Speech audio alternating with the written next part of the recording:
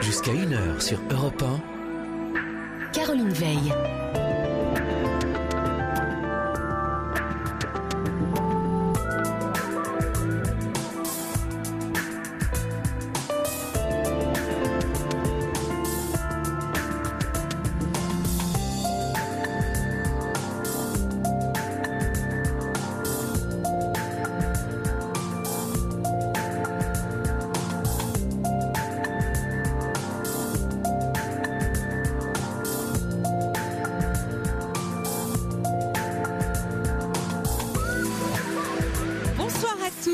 Bienvenue sur Europe 1, bienvenue sur notre libre antenne, le 39-21, et je suis très heureuse de vous retrouver pour qu'on bavarde de tout, de vous surtout, parce que c'est ce qui m'intéresse, de ce qui vous arrive comme de ce qui ne vous arrive pas, de vos souhaits, de vos rêves.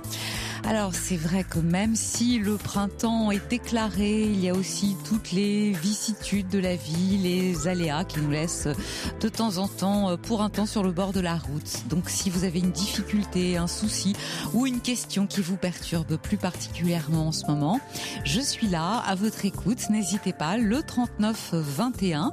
C'est bien sûr Quentin et Corentin qui vont vous accueillir tout au long de la soirée au standard. Merci à eux. Et puis merci à Charles Westrella qui est à la réalisation de cette émission. Je récapitule, vous pouvez intervenir à tout moment quand vous le voulez dans cette émission par vos SMS 7 39 21 en commençant par le mot nuit. Vous pouvez aussi appeler parce que si un témoignage suscite en vous une réaction particulière, et moi ça m'intéresse, ou que vous avez un avis à donner, ou que vous êtes contre, que vous êtes pour, enfin vous avez vécu peut-être aussi une situation analogue, à ce moment-là je vous attends au 39 21 et vous passez avec moi à l'antenne, et sinon j'attends vos mails sur notre site europe1.fr. Europe 1, Caroline Veil. Alors on va commencer cette émission avec Annick. Bonsoir Annick. Bonsoir Caroline, bonsoir tout le monde. Tout le monde va vous faire un grand bonsoir aussi. Alors je vous appelle Caroline parce que c'est l'enfer. La vie de famille est un véritable enfer. Ah oui, on dit que l'enfer c'est les autres aussi. Hein. Je vous explique en 2 mots. Ma fille a donc une petite fille de 5 ans. Elle est séparée d'avec le papa depuis 2 ans. Tout se passe bien de ce côté-là. Elle a rencontré un jeune homme avec qui elle revit donc depuis 2 ans maintenant. Il y aura 2 ans au mois de juin. Est-ce qu'elle a quitté le papa pour lui ? Pardon ? Est-ce qu'elle a quitté le papa pour lui ? Non, pas du tout. C'est le papa qui est parti. Il est parti. Est-ce que vous savez pour quelle raison ? Pourquoi le papa est parti Le papa de ma petite fille, vous voulez dire ? Oui, le mari de votre fille ou le compagnon de votre fille. Il est parti parce qu'il était amoureux d'une autre dame à qui il avait fait un autre bébé. D'accord, ça, oui, c'est une bonne raison de partir, oui. Enfin, c'est une bonne raison de partir. Non, c'est voilà, disons qu'on comprend que ça ait donné lieu à une séparation. Tout à fait. Donc, quelques mois après, ma fille a rencontré un jeune homme charmant qui a lui-même une petite fille qui a aujourd'hui 3 ans, qui a eu 3 ans au mois de février. D'accord. Cette petite fille vit loin de son papa, puisque là, c'est la maman qui est partie avec la petite à l'autre bout de la France.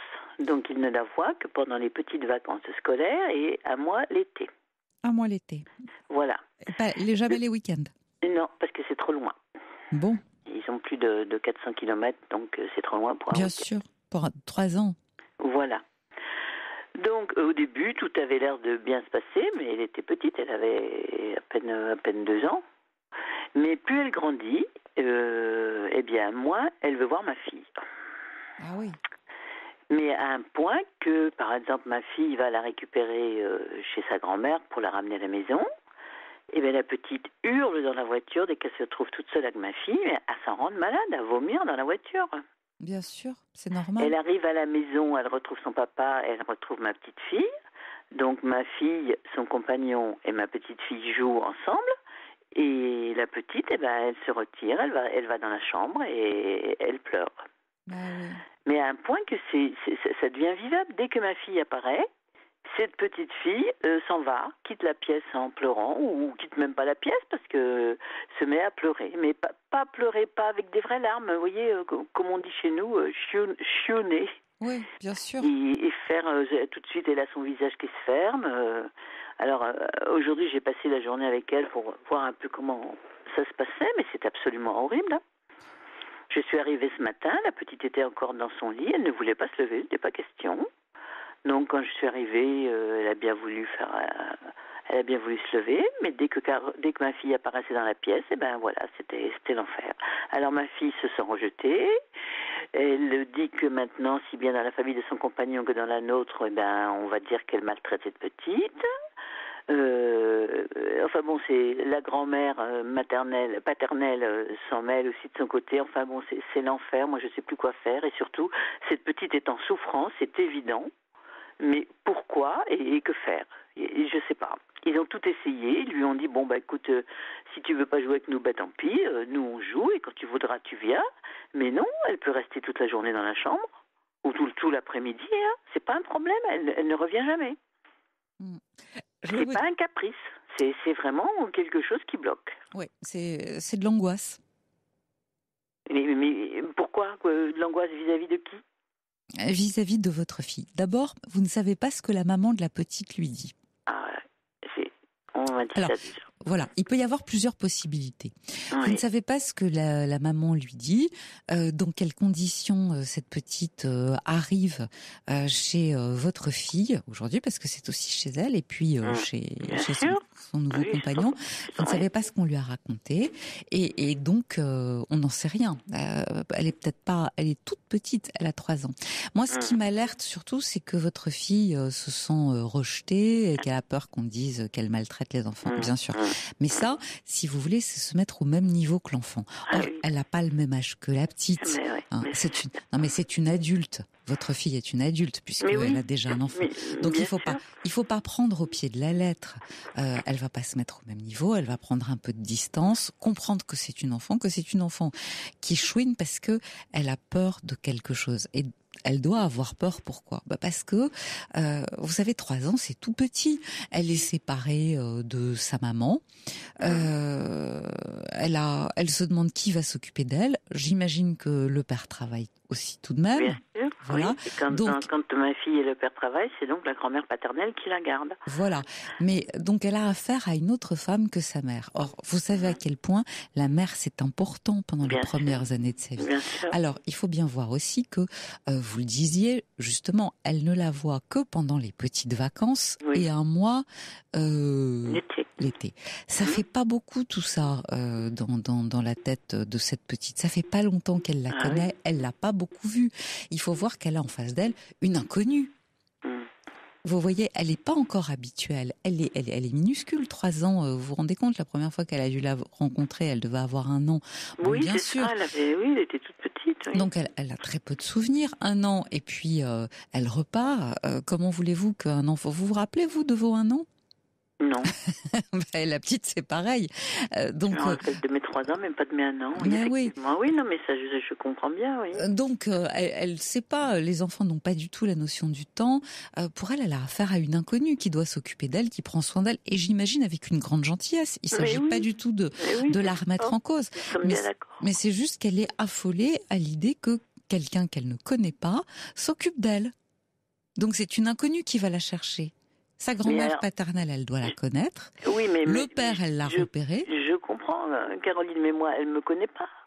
Oui, pas plus que ma fille, voire même moins, parce que moi, je suis pas constamment avec eux. Elle me voit encore moins souvent. Et pourquoi avec moi je soupçonne, moi, un mot ou deux de la mère de la petite qui lui dit attention, elle doit être comme ci, elle doit être comme ça. Ou ça peut même ne pas être méchant. Ça peut être. Et puis fais attention d'être bien sage ou bien tranquille, parce que sinon, elle va pas vouloir de toi. Allez, ça. Vous voyez ce que je veux dire? Quelque chose comme ça. On n'en sait rien. Tout est possible. Tout est possible. Et on peut tout envisager. Moi, je crois que c'est aussi parce que elle est minuscule, qu'elle n'a pas de souvenirs, elle n'a pas eu le temps de faire connaissance. On ne sait pas ce qui a été dit, on ne sait pas comment votre fille lui a été présentée, en quels termes. Je crois peut-être aussi que c'est au papa d'intervenir. Oui, mais alors comment ? En lui disant, voilà, tu vois, désormais, nous habitons ensemble, donc quand je ne suis pas là, c'est à lui de la présenter, c'est elle qui va s'occuper de toi. Ça a été fait déjà. on ne risque rien à le refaire. Regarde, tu vois, elle est aussi la maman de je sais pas comment s'appelle votre petite fille, avec qui tu joues, avec qui tu t'entends bien, c'est joyeux, c'est gai. Voilà, c'est quelqu'un qui va être très gentil avec toi, qui va te donner ton lait, qui va te donner ton goûter, qui va te lire une histoire. Enfin bon, vous voyez. Et voilà, et moi je te retrouve dès que je rentre de travailler, et on fera un gros câlin ensemble, et tu me diras tes secrets. Enfin voilà, vous voyez. Mais oui, la rassurer.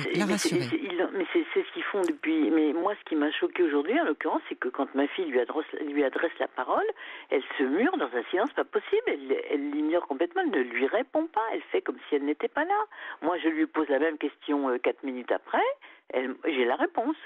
Alors, il faut savoir aussi quelque chose, c'est que, bien entendu, cette petite, elle n'a pas les mots.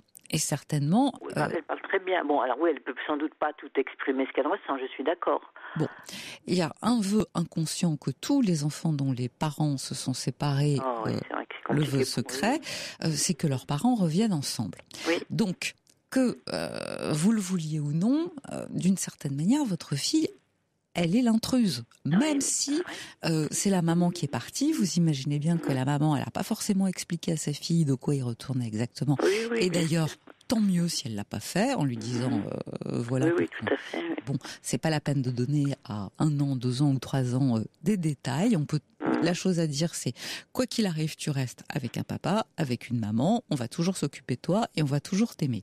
Nous, on n'habite plus ensemble parce qu'on n'est plus amoureux. Voilà, c'est ça la chose à dire, mais vous savez pas si c'est ce qu'elle lui a dit ou dans quel terme. Mais le vœu secret de la petite, c'est bien entendu que... Oui, c'est de retrouver papa et maman, ben oui. Mais ensemble. Nous sommes d'accord. Que vous le vouliez ou non, votre fille, elle est l'étrangère. Et c'est ce qu'elle lui manifeste. Alors aujourd'hui, elle n'a pas les mots, et puis encore une fois, on ne sait pas ce qui est dit d'un côté comme de l'autre, on ne sait pas ce que la grand-mère paternelle, elle peut lui dire. Ils l'ont emmenée hier, donc en désespoir de cause, ils l'ont emmenée chez un hypnothérapeute. Donc ce monsieur a fait faire un dessin, la petite, elle a bien représenté son papa, elle a bien représenté ma fille à côté, elle s'est bien mis au milieu entre les deux. Donc vraiment l'image d'une famille. Non, l'image du couple avec elle au milieu. Oui. L'image du couple avec elle au milieu, oui. Et elle a dessiné au-dessus des petits points, et l'hypno lui a demandé ce que c'était, et elle a dit que c'était des abeilles qui étaient dans sa tête. Ah oui, donc elle a des choses. Mais il manque quelqu'un sur cette image. Ah ben, ma petite fille. Oui. Oui, non, mais elle y était aussi. Elle y était aussi. C'est important parce que ça aurait signé un problème de jalousie. Non, elle y était aussi. Elles s'entendent très bien toutes les deux. Il n'y a pas de problème. Donc elle l'a bien mise. Oui, elle l'a bien mise. Mais les petits points, les abeilles qu'elle a dans sa tête, c'est intéressant. Puis ça peut vouloir dire aussi des abeilles. Vous savez, les abeilles, ça pique. Mais voilà, et ça l'énerve sans doute quand ils sont tous ensemble. Enfin, oui, moi, en tout cas, oui. Et puis elle a peut-être pas la même famille de l'autre côté. Elle vit peut-être. On ne sait pas ce qu'elle vit de l'autre côté. Et elle est trop petite pour en parler. Mais ne vous inquiétez pas, on va avancer en âge. Par contre, ce qui est important aussi que le papa fasse passer comme message, c'est tu dois la respecter. Alors, dans ces termes, c'est bien que tu lui obéisses et d'être gentil avec votre fille, vous voyez. Mais on peut pas lui donner ça comme ordre. Il faut que tu sois gentil parce que sinon elle va la craindre et elle va avoir peur d'être sanctionnée. Or, j'ai pas envie qu'elle ait peur d'être sanctionnée parce que ça va ajouter à son angoisse. Ben oui. Mais on sait plus quoi faire. Moi, ils arrivent tous demain. Je sais plus quoi faire. Et moi, je pense que la grand-mère paternelle, qui est d'ailleurs une dame très gentille, il n'y a aucun problème, qui s'occupe bien de Lily, qui a bien accepté ma petite fille à moi, il n'y a pas de souci. Mais je pense que quand elle laisse donc sa petite fille à ma fille, il y a une angoisse, pas parce qu'elle craint ma fille, mais parce qu'elle sait que la petite ne sera pas bien avec ma fille. Vous comprenez ce que je veux dire? Oui, bien sûr, elle s'inquiète pour sa petite fille. Voilà, et je pense que ça, la petite, elle le ressent aussi. Ouais, elle sent une inquiétude de tous les côtés.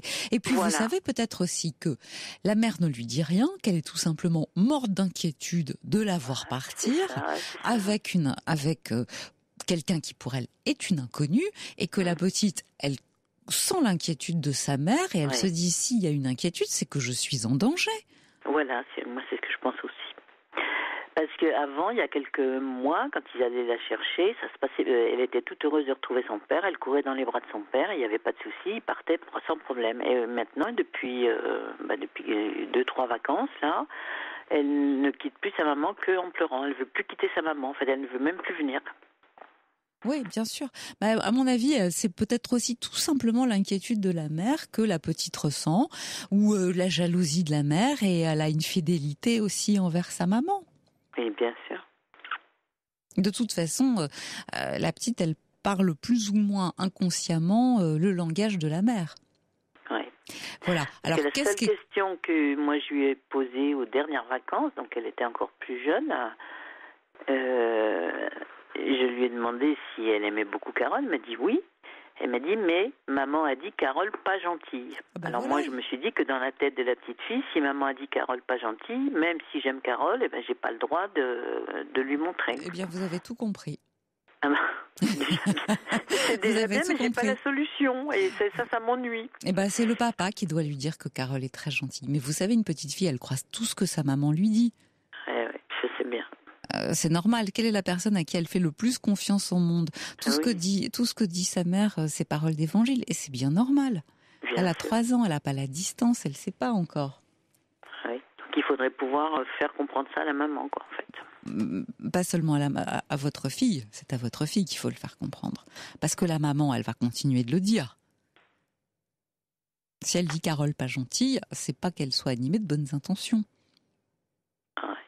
Donc... Et puis moi je suis très inquiète pour ma fille parce qu'elle prend maintenant, j'ai l'impression qu'il n'y a plus rien à en tirer. Hein. Et c'est vrai qu'elle se comporte pas bien. Elle se met, fait comme vous le disiez, oui, elle se met au niveau de la petite, elle n'est pas plus raisonnable maintenant. Non, elle n'est pas raisonnable parce que du tout. Pour elle, c'est tellement... elle, ça commence 3 semaines avant le début des vacances. Hein, pour elle a la boule au ventre 3 semaines avant l'arrivée de la petite. Hein. Elle a peur de mal faire, elle a peur d'être mal perçue, elle a peur qu'on lui attribue sur elle la faute, de mal s'en occuper. Bah, vous savez ce que vous allez faire ? Vous allez lui repasser cette émission en replay. Oui, c'est ce que je pensais faire demain. Voilà, vous lui passez et vous lui dites que surtout, il faut pas qu'elle se mette martel en tête, que ça évoluera, que ses rapports forcément vont s'améliorer avec le temps, parce que la petite va par elle-même se rendre compte que Carole, c'est ça, est très gentille, et qu'elle ne lui veut aucun mal. Donc elle va avoir de moins en moins de réticence.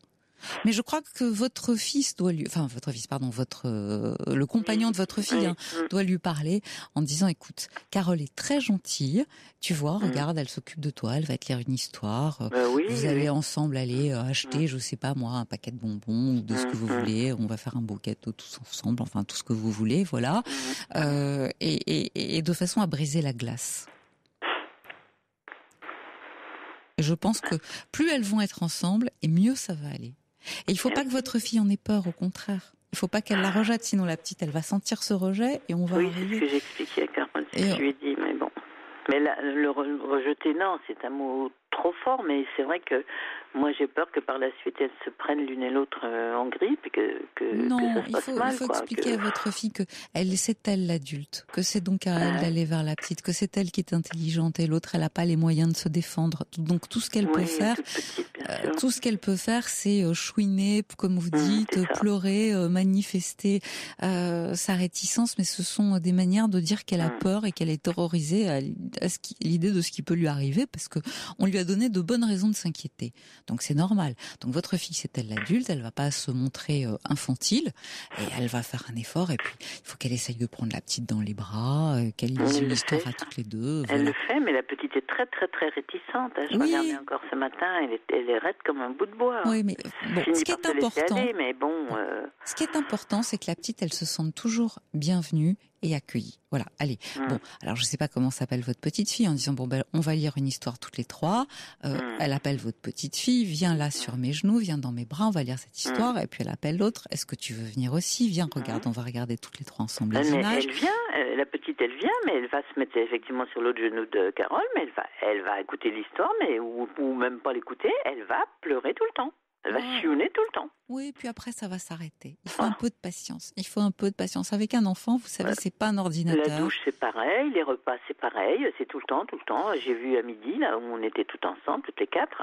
Eh ben, elle a pas défroncé les sourcils de la journée. Enfin, de la journée, puisque j'étais presque toute la journée. Dites-vous bien une chose, c'est que cette petite, elle fait part de son inquiétude, de son anxiété, voire de cette erreur, et aussi de son chagrin que les parents soient pas ensemble.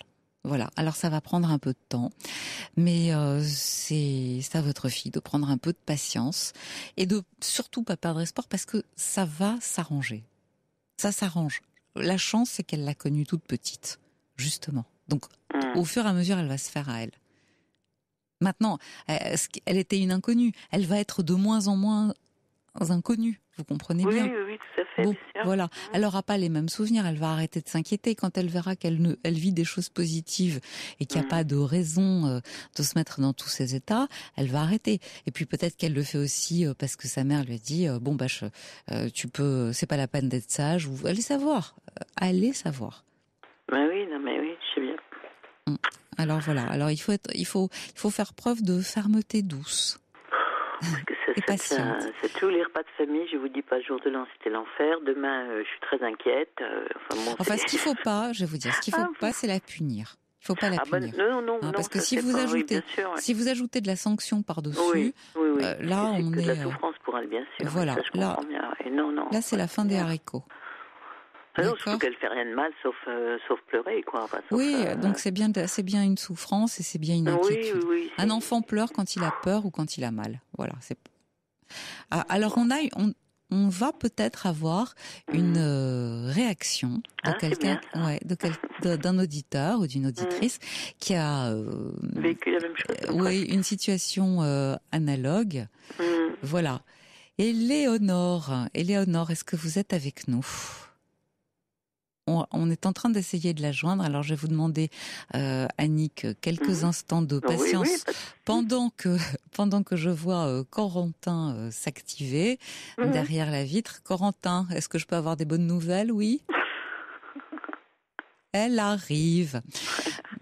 Si on peut vous donner un ou deux tuyaux. La voilà. Éléonore, bonsoir. Vous êtes avec nous ? Bonsoir Caroline. Oui. Bonsoir Éléonore. Alors écoutez, j'ai été à la place de votre fille et j'ai vécu un enfer avec cette petite fille.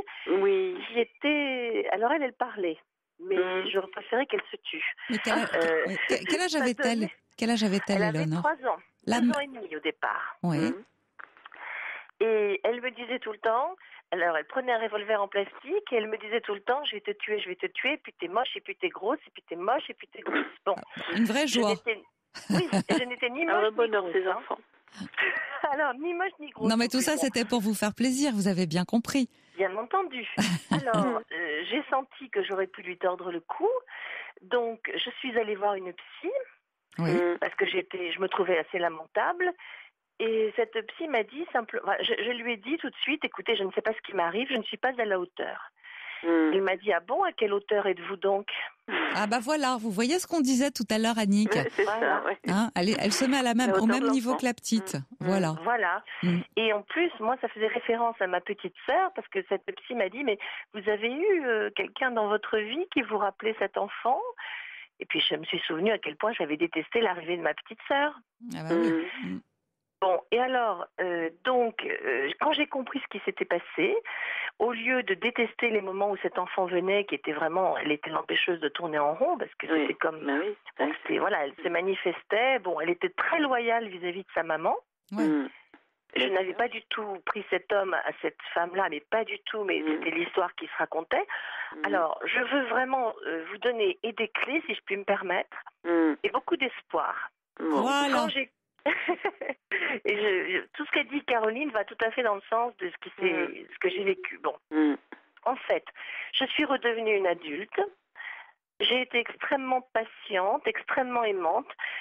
En plus, il y avait des problèmes d'éducation. Je n'étais pas là pour l'éduquer, mais la famille maternelle était très très différente. C'était une enfant choyée. Bon, ça c'est merveilleux, mais très très très gâtée. Et son papa, qui la voyait très peu, évidemment, ne voulait jamais être dans le conflit. Bien sûr. Pardon ? La disputer. Voilà, donc il se passait tout et c'était affreux. Et il n'y avait pas de limite. Aucune limite. Et elle était remarquablement intelligente, cette enfant.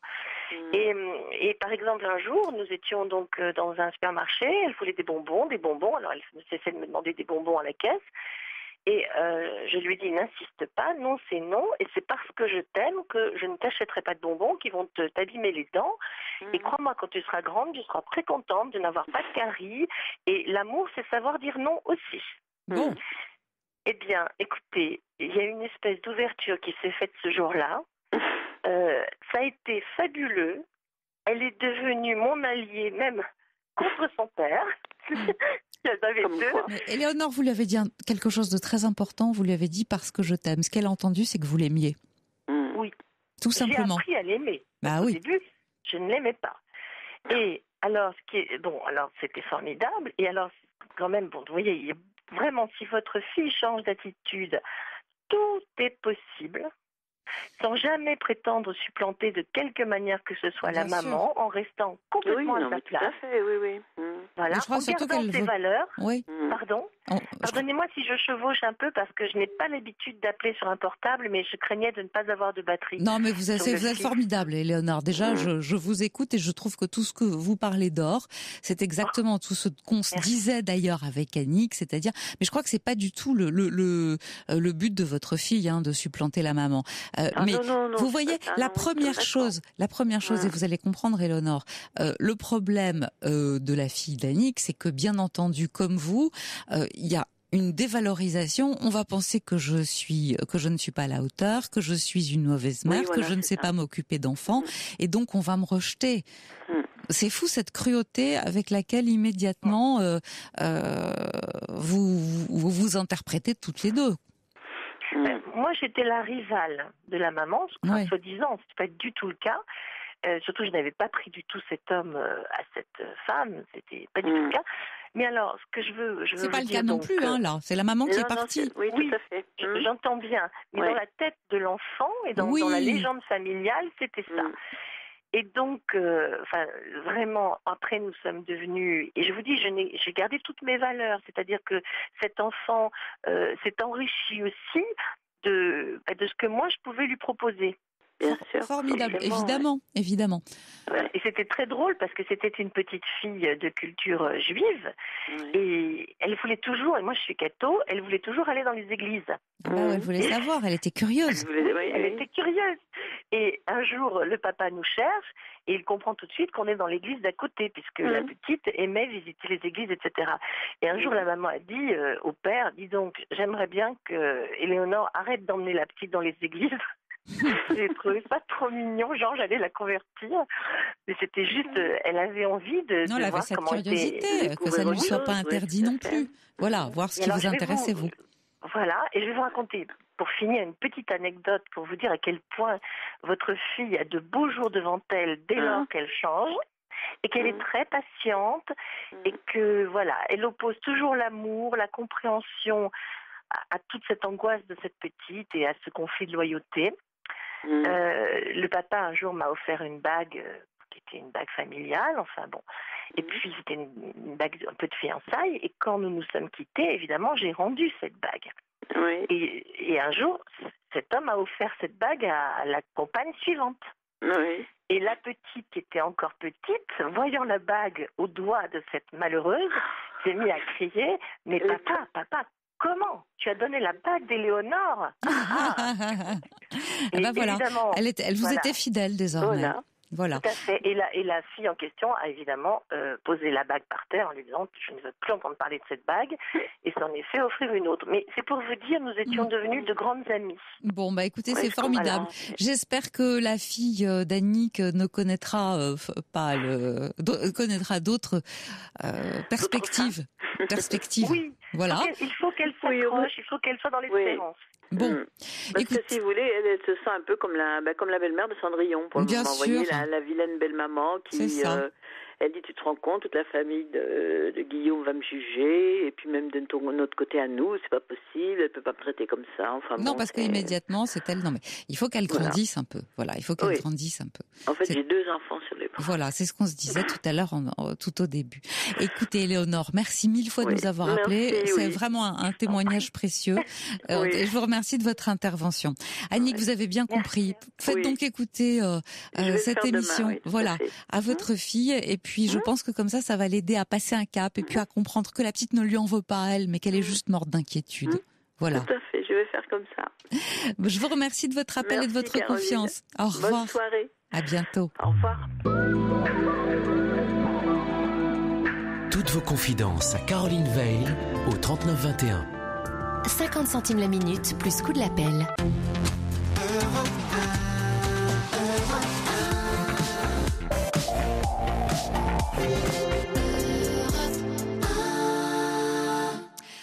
« 21, notre libre antenne. J'attends vos appels. Si vous avez une difficulté, si vous avez un souci, si vous avez juste envie de rompre un moment de solitude, voilà, nous sommes là. Je suis à votre écoute. Et tout de suite, nous allons poursuivre avec Margot. Bonsoir Margot. Bonsoir Caroline.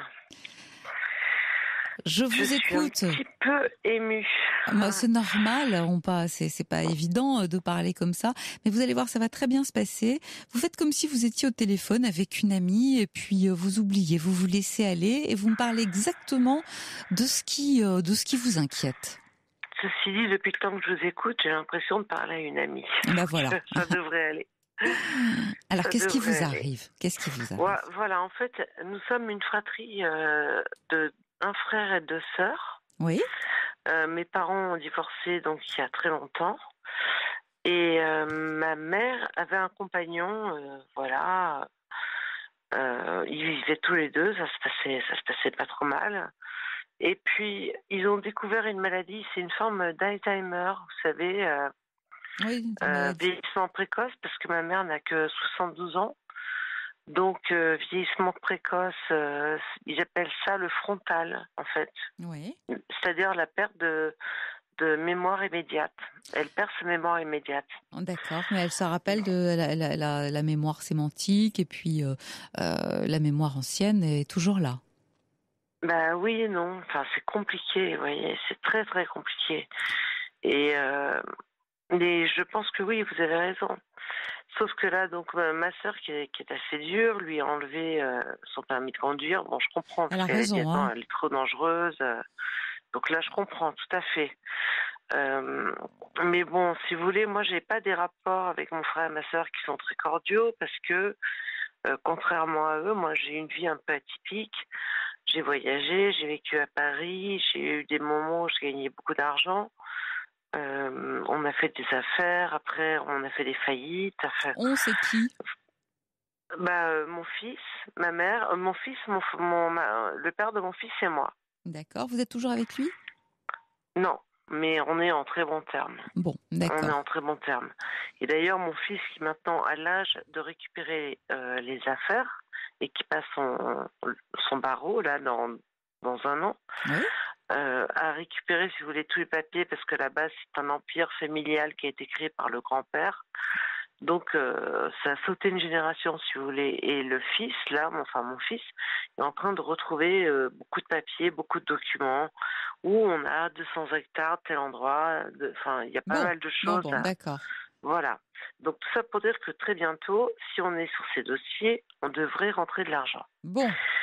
Et moi, ce qui m'inquiète énormément au niveau de ma petite maman, c'est que, si vous voulez, moi je suis partie 6 mois à la montagne, pour la montagne, et je vivais chez elle.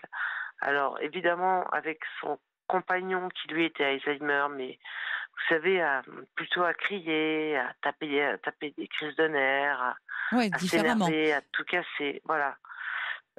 Pas ma mère, son amie.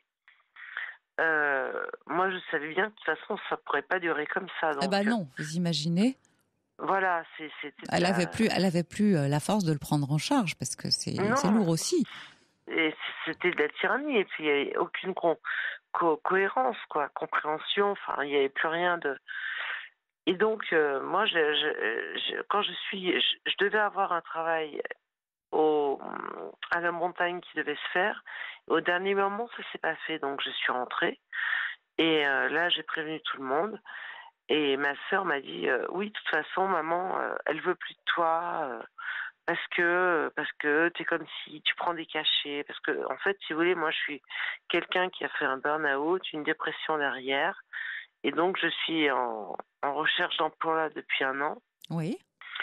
Et évidemment, je suis pas quelqu'un de très stable, si on peut dire, quoi, de très. Oui. Je m'arrache les cheveux, quoi, mais c'est très difficile pour moi. Bah, je vais vous dire, j'imagine que si vous avez fait une dépression, c'est aussi parce que tout n'était pas rose pour vous, que vous avez rencontré des difficultés, connu des tourments, et que ça se fait pas comme ça. Hein. Bien sûr, ça se fait pas comme ça. Mais si vous voulez, je suis face à une famille qui, eux, se disent quand tu veux, tu peux, tu te mets un coup de pied aux fesses. C'est faux, c'est pas vrai. Ça n'a rien. La dépression, ça n'a rien à voir avec la volonté. Caroline. Rien à voir. Mais ça, c'est la dépression parce qu'ils ne la comprennent pas. Et aussi certainement parce que ça leur fait peur. Vous savez, ça fait peur aux gens quelquefois. Oui. Quand on ça les fait se remettre en question. Non, mais on oublie que c'est une maladie. On pense que c'est un défaut de l'âme ou du caractère parce qu'on manque effectivement de volonté ou qu'on n'a pas de courage. Mais le problème de la dépression, c'est que le premier symptôme, c'est le manque de volonté parce qu'on en est privé, parce qu'on n'a plus envie de rien, on n'est plus capable de rien. Alors dire à quelqu'un avec un peu de volonté, en te mettant un coup de pied aux fesses, tu vas pouvoir t'en sortir, c'est encore plus culpabilisant parce que c'est précisément ce dont il est privé. Oui, exactement. Donc, c'est pas facile pour vous. Oui, d'ailleurs, quand je suis partie pour la montagne, mon frère m'a dit alors écoute, c'est ta dernière chance, Margot. Si ça marche pas, sache que quand tu reviens, t'as plus d'appartement, t'as plus rien. Enfin, voilà, c'est sympa, quoi. Vous êtes aidé. Vous êtes quel numéro de la fratrie, vous ? Je suis au milieu, le mauvais. Et pourquoi ils sont durs comme ça avec vous ? Qu'est-ce qui s'est passé ? Il y a un problème de jalousie Eh ben, écoutez, alors je vais vous expliquer. Mon frère est plus grand, donc quand mes parents se sont séparés, ma mère est partie avec ma sœur et moi. Moi, j'avais 13 ans, ma sœur avait 9 ans et demi. Et ma mère, elle a fait un truc qu'elle n'aurait jamais dû faire. Elle s'est confiée à moi au niveau de ses peines de cœur, de ses trucs, de son nouveau copain, de tout. Elle se confiait à moi sur tout. Oui, c'est compliqué. Et moi, quand je suis arrivée dans cette ville qui était plutôt sympa, en bord de mer, pas trop loin de Paris, vous voyez, je me suis vraiment bien intégrée. Et là, elle a commencé alors que je devenais femme, elle a commencé à me faire des crises, des crises de nerfs, des trucs qui n'avaient ni queue ni tête. C'est-à-dire que un jour, j'avais le droit d'aller au cinéma, ou bien d'aller dormir chez des amis. Elle ne connaissait même pas les parents, elle ne savait même pas où j'irais pendant 3 jours. Et puis le week-end d'après, j'avais plus le droit de sortir. Vous voyez, c'était complètement incohérent. Ouais, elle n'était pas très stable. Voilà, instable. Donc moi, je dis à ma mère, mais maman, explique-moi pourquoi. Enfin, j'essayais de parler avec elle. Et puis tout ça a fini qu'à 15 ans et demi, elle m'a dit, tu t'en vas. Voilà. Elle vous a mise dehors à 15 ans et demi. Elle m'a mise dehors à 15 ans et demi. Donc je suis partie et vous êtes allée où à 15 ans et demi ?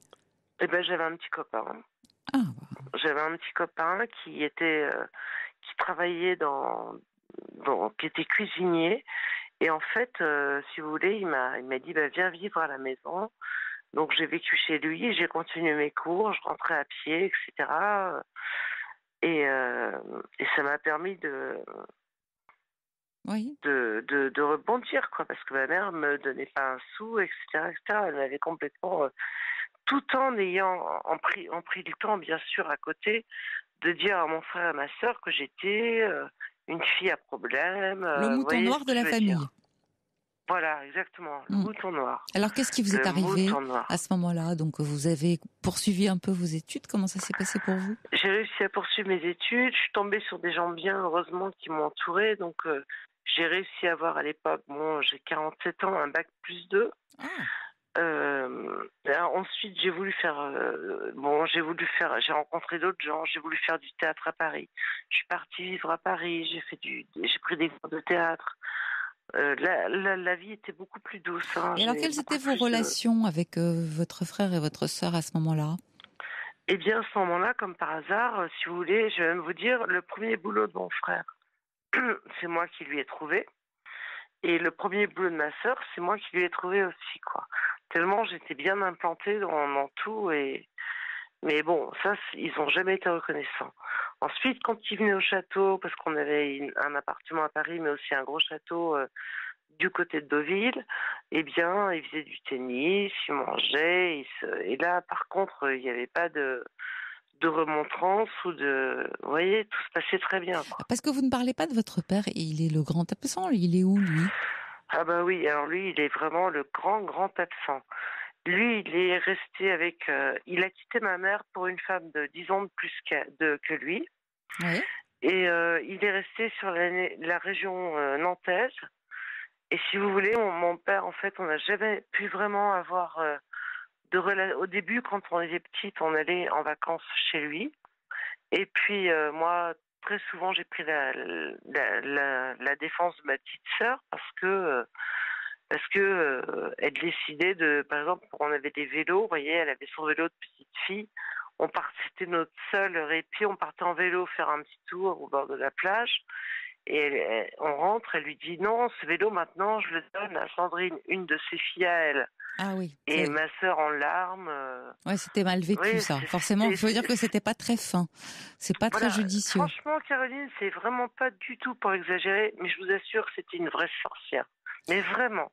Et moi, à chaque fois, j'étais chercher ma petite sœur. Combien de fois on a fait les bagages, on s'est dit, allez, on s'en va. Et pour aller où? Pour aller chez ma grand-mère ou pour rentrer chez moi, si vous voulez. Alors, vous pouviez, vous, aller chez votre grand-mère, par exemple, elle aurait pu vous accueillir? Elle pouvait nous accueillir, mais mon père nous rattrapait à chaque fois. Et, il ne se rendait compte de rien. Il dédramatisait, il disait, mais non, elle est pas si méchante, etc., etc. Vous voyez, elle essayait de... Ça n'a pas dû être facile pour vous. Mon père essayait de diminuer un peu, de faire comme si... Donc, si vous voulez, moi, aujourd'hui, à l'âge que j'ai, mon père, je le vois pratiquement pas parce que je suis très en colère contre lui. Et puis, si c'est juste pour dire bon anniversaire, joyeux Noël... oui, vous avez envie d'autres rapports. Moi, j'ai envie de rapports profonds. Ça m'intéresse pas. Quel âge a-t-il aujourd'hui? Là, aujourd'hui, il a 75 ans. Oui. Quand même. Oui, mais enfin, c'est pas si vieux, 75 ans, excusez-moi. Non, c'est pas si vieux. Non, je sais que c'est pas si vieux, mais j'ai mon fils qui, lui, a 23 ans, qui fait des super études. Il appelle personne comprend, mais quand il voit un peu comment il m'entretient, mon fils n'a pas envie spécialement de faire du... Voilà. Et alors, qu'est-ce qui vous arrive aujourd'hui avec votre maman? Donc, ce qui m'arrive aujourd'hui, c'est quand même assez grave. Alors, en gros, si vous voulez, moi, j'ai été licenciée de mon emploi il y a 2 ans à peu près. Vous avez été licenciée. Et vous faites un burn-out avant ou après ce licenciement? Je l'ai fait après, parce que j'ai fait un boulot, c'est dans l'événementiel, et vous travaillez le week-end, la semaine, tout le temps. Oui. Et je leur ai fait gagner beaucoup d'argent, et à un moment donné, j'ai complètement... et surtout quand ils m'ont dit qu'ils se séparaient de moi pour raisons économiques, ce que je n'ai pas cru une seconde, j'ai pris aussitôt un avocat. Là, je suis partie en burn-out et je suis allée me reposer chez Montevideo, que vous connaissez bien, je crois. Vous y étiez à un moment. Oui. Voilà. Donc moi, j'avais été déjà une fois là-bas et voilà. Et donc, si vous voulez, moi, après je suis sortie en décembre. Oui. J'ai essayé d'avoir déjà, j'ai envoyé mes vœux à toute ma famille, etc. Personne ne me répondait. Je trouvais ça étonnant. Je suis venue voir ma mère et elle avait toujours des propos confus. Alors elle m'a dit oui, mon compagnon est tombé, ils l'ont mis à l'hôpital, il va aller vivre chez son fils. Bon, alors je me suis dit ok, ça c'est un problème de régler, d'accord. Parce que je me mettais à la place de mon frère et ma sœur qui sont très pragmatiques, vous voyez. Tout à fait. Et en fait, ce qu'ils ont fait, c'est que sans m'en avertir, ma sœur est curatrice. Moi, ça me dérange pas qu'elle fasse ça, mais je fais entièrement confiance. Mais bon, elle est curatrice et du coup, si vous voulez, en gros, ma mère, qui perd la tête, mais vraiment beaucoup. Et là, c'est de pire en pire. En une semaine, elle a perdu son compagnon et elle s'est retrouvée dans un petit 2 pièces, un appartement 2 pièces, alors qu'elle avait l'appartement avec le jardin où elle habitait depuis 40 ans, où elle connaissait tous les voisins, les commerçants. Même si elle se perdait ou quoi, vous voyez, tout le monde la connaissait. Oui, mais vous savez bien que, Margot, il y a un moment où on ne peut pas vivre seul. Surtout si elle a perdu la mémoire immédiate. C'est-à-dire qu'elle se rappelle plus. Elle ne peut pas vivre seule, c'est ce que je dis. Ouais, je suis d'accord avec vous, Caroline, mais qu'est-ce que je peux faire face à mon frère et ma sœur qui me disent « Ah ben non, nous on fait ce qu'il y a de mieux pour elle ». Bien sûr. Comment voudriez-vous qu'ils s'y prennent ? Soit ils vont habiter avec elle, ce qui est hors de question. Vous sortez d'une dépression, et encore, quand je dis vous sortez, j'ai pas l'impression que ça soit complètement terminé. Vous avez raison. Voilà. Donc je pense que vous n'êtes pas du tout en état, et vous êtes, c'est pas possible que vous la preniez en charge. Donc il faut bien s'occuper d'elle, il faut qu'elle soit en sécurité. On ne peut pas si la laisser. j'avais la place, je la prendrais en charge parce que moi Mais c'est pas une question de place, c'est une question. Je dirais que ça demande une énergie psychique. Aujourd'hui, vous n'êtes pas en mesure de fournir. Vous-même, vous êtes dans un moment de fragilité, vous êtes vulnérable. Voir votre maman comme ça va vous navrer, ça va vous empêcher d'aller mieux plus vite. Alors qu'on a besoin de vous un peu plus tard. Vous comprenez, Margot ? C'est pas possible, ça.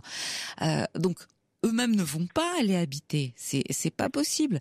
Vous savez, quelqu'un qui perd la mémoire, elle est atteinte d'une forme de sénilité précoce. Quelqu'un qui perd la mémoire, c'est une forme de démence précoce aussi très vite. Alors, elle a besoin de soins, elle a besoin d'une institution spécialisée. Vous le savez bien, on peut pas. Là, j'ai envie de vous dire, vous savez, comme ça vous fait énormément de peine, que vous avez du chagrin, et je le comprends, vous êtes dans le déni de ce qui arrive. Non, vous savez, Carole, moi quand je suis revenue, quand j'ai perdu ce boulot à la montagne que je devais avoir, je revois mon frère me dire je te préviens, Margot, si ça marche pas, t'as plus d'endroit où aller, le truc vraiment débile, quoi. Mais moi, ce que je voulais, c'est que, parce que si vous voulez, là où elle était ma mère, elle avait un fonds de commerce, plus 40 ans de vie, et en fait, comment dirais-je, on peut pas foutre les gens âgés, malades, comme ça, dehors. Alors, qu'est-ce que vous auriez voulu ? Eh ben, moi, j'aurais voulu qu'on fasse un deal avec le futur acquéreur, en disant, écoutez, ma mère, on ne veut pas la déloger. Déjà, une personne âgée, normale, qu'on déloge, elle perd ses repères, elle perd son... Au bout d'un moment, enfin, tout le monde le sait, ça. Vous êtes d'accord ? Tout à fait. Alors, mais qu'est-ce que vous auriez voulu ? Eh bien, donc, moi, j'aurais voulu, mon fils faisant du droit, et il avait cherché les lois, etc., c'était rester dans les lieux avec ma mère, puisqu'il y a un étage. Je lui aurais fait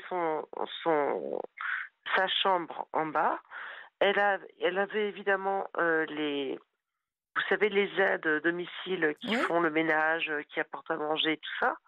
Mais moi, j'aurais surtout pu tenir un œil sur elle. J'aurais pu travailler sur mon ordi, faire ce que j'avais à faire, mes prestations, mes trucs, mais surtout surveiller maman, voir si elle mange bien, je dormais avec elle. Non mais j'étais là. Margot, c'est complètement irréalisable. D'abord, vous pouvez pas faire cohabiter un jeune homme de 23 ans avec une personne... mais moi, mon fils, il est à Paris. Oui, non mais vous auriez dit, je leur ai pris une pièce en bas. Avec votre mère ou sans votre mère ? Non, j'aurais pris une pièce avec ma mère, mais mon fils, lui, il est à Paris. Il n'aurait pas bougé de Paris ? Non, bien sûr. Ouais, mais vous n'êtes pas en état. Vous n'entendez pas ce que je vous dis. Aujourd'hui, vous n'êtes pas en état. Vous n'êtes pas en état de vous occuper d'une personne qui démarre qui est dans un état de sénilité précoce. Parce que. Mais quand est-ce que je serai en état alors quand vous serez en état, je sais pas. Mais ce qui est sûr, c'est qu'elle, par contre, ça ne va pas s'arranger. Ça va aller en s'aggravant. J'ai l'impression qu'ils font tout. Non, là, vous Caroline, êtes... pour lui mettre le pied dans la tombe, quoi. Non. Ça, c'est votre impression. Elle est complètement perdue, elle est... Ah oui, mais ça on comprend. Alors au départ, c'est vrai qu'il va y avoir un petit problème d'adaptation, mais vous, je ne trouve pas que vous soyez qualifié pour le rôle là tout de suite, parce que ça demande une énergie de chaque minute que vous ne soupçonnez pas.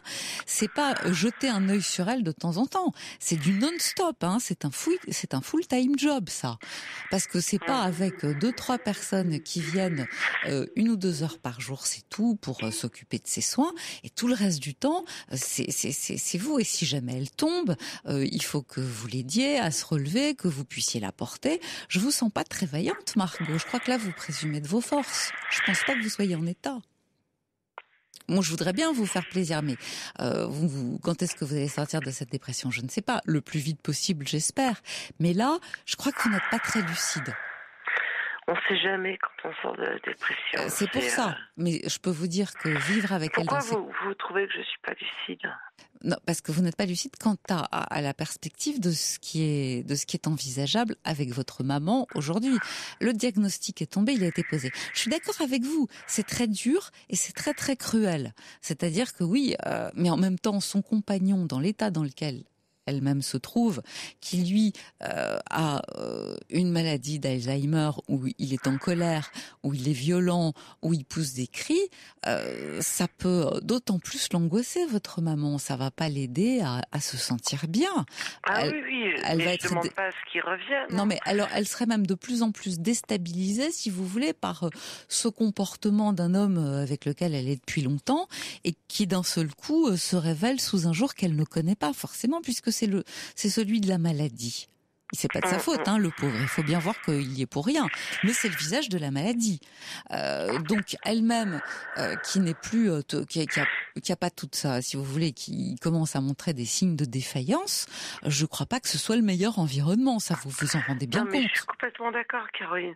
Moi, ce que je voulais, si vous voulez, c'était, sachant que lui et son compagnon allaient partir, c'était, voilà, on avait une chambre chacune. Moi, j'avais un bureau pour travailler sur mes projets, parce que j'ai des projets, des trucs, etc. Margot, vous n'entendez pas ce que je vous dis. Vous n'êtes pas capable de cohabiter avec elle aujourd'hui.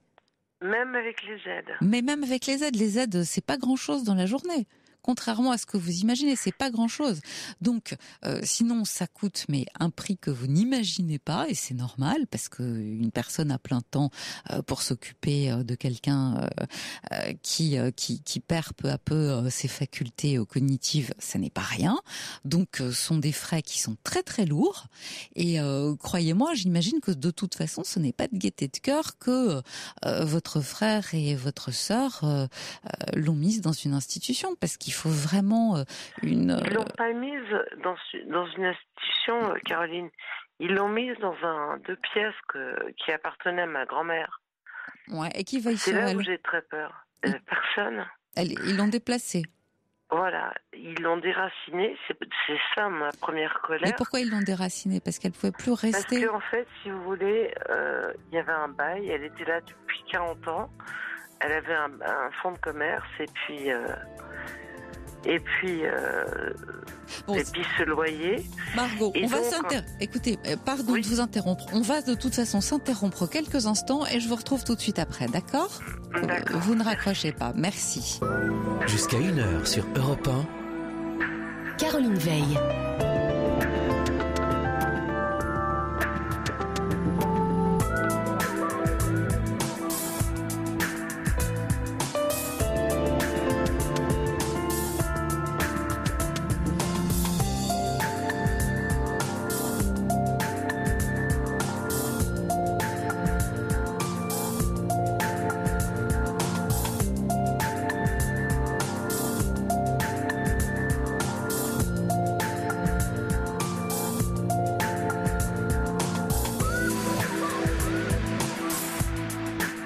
Notre deuxième et dernière heure, hélas, de Libre Antenne, le 39-21 toujours. Et moi, je vous attends. On parle ensemble de votre vie, des soucis, des difficultés que vous pouvez traverser, rencontrer, des personnes que vous aimez, que vous avez pu aimer, de vos projets à venir. On parle de vous, on parle de joie, des peines aussi que vous avez envie de nous faire partager. Voilà. Tout ce qui vous intéresse m'intéresse. Le 3921 pour nous rejoindre et passer avec moi l'antenne. 7 39 21 pour vos SMS en commençant par le mot nuit. Vos mails sur notre site europe1.fr. Jusqu'à 1h sur Europe 1. Caroline Veil. Alors un peu avant le journal, nous avions laissé Margot qui sort d'une dépression sans être tout à fait guérie, n'est-ce pas Margot? Vous êtes là? Oui, toujours. Voilà. Et vous vous inquiétez beaucoup pour votre maman parce que vous avez un frère, une sœur et qui l'ont déplacée. Elle présente des signes de sénilité précoce. Elle a dû se séparer de son compagnon qui, lui, souffre de la maladie d'Alzheimer et qui commençait à se montrer violent. Donc, eh bien, vous la trouvez très déboussolée, en manque de repères et vous aimeriez aider, vous auriez aimé habiter avec elle pour pouvoir avoir un œil sur elle. En fait, si vous voulez, surtout Caroline, ils m'ont mis à l'écart. C'est-à-dire que dû à mon parcours justement atypique, au fait que j'ai fait quelques fois, une fois ou deux, des cures, notamment à la clinique Montevideo. Oui. Écoutez, ce qui ne m'a pas empêché de travailler, de faire plein de choses. Bien sûr, mais vous savez très bien que si vous étiez en cure, c'est aussi parce que vous aviez certains troubles. Vous êtes d'accord avec moi? On va pas là-bas par hasard. Donc, oui. Donc vous n'êtes pas en état, vous n'avez pas la force. Je reçois des SMS qui vont tous dans ce sens. Sauf que, si vous voulez, ma famille considère que moi, je n'ai pas mon mot à dire. C'est pas que vous n'ayez pas votre mot à dire, c'est que pour l'instant, c'est pas une question de mots, c'est-à-dire que vous ne pouvez pas veiller sur elle comme vous aimeriez veiller sur elle. Attendez, laissez-moi juste vous donner les SMS que j'ai reçus pendant le journal et qui vous concernent, Margot. Un de la part de Claude qui dit « Vos projets ne sont pas tout à fait raisonnables. On ne peut pas devenir la maman de sa maman. » Et Claude a raison. Ensuite, de la part d'Yvan qui dit « Quand on est mal, on ne peut pas aider. »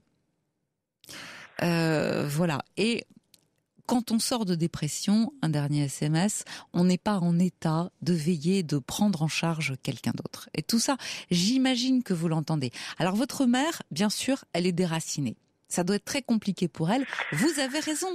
On l'a sortie d'un endroit pour la mettre dans un autre qu'elle ne connaît pas du tout, alors qu'elle... Là, elle est dans un 2 pièces où elle connaît personne. Elle se perd partout. Mais 2 pièces, elle peut pas se perdre tellement non plus, parce qu'elle a... elle est dans une résidence, si vous voulez. Ouais, elle se retrouve au 4e, au 3e. Mais la résidence, elle est surveillée. Oui, mais c'est une résidence normale. Moi, je pense qu'il faut qu'elle soit dans une maison normale. Enfin, malheureusement. Alors, Anne demande s'il y a un médecin traitant. Oui, bien sûr, il y a un médecin traitant. Alors, qu'est-ce qu'a conseillé le médecin, par exemple? Eh bien, écoutez, je peux pas vous le dire, puisqu'il voit ça avec mon frère et ma sœur directement, et que moi, je suis tenue à l'écart dû à mes problèmes. Oui, alors, vous imaginez bien que votre frère et votre sœur, ils aiment leur mère. Ouais, je suis à me demander si je vais peut-être être très dure et très cynique, mais franchement j'y ai pensé. Je me demande si elle commence pas pour eux à être un poids. Mais c'est très lourd de s'occuper de quelqu'un comme ça.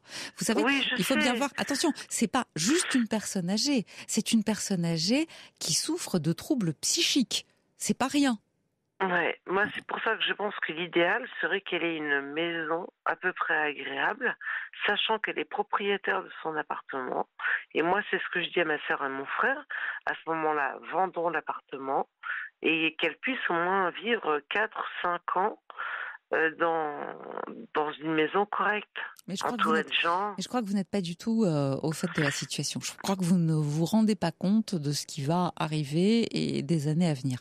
4 ou 5 ans, ça peut aller beaucoup plus vite que ce que vous n'imaginez.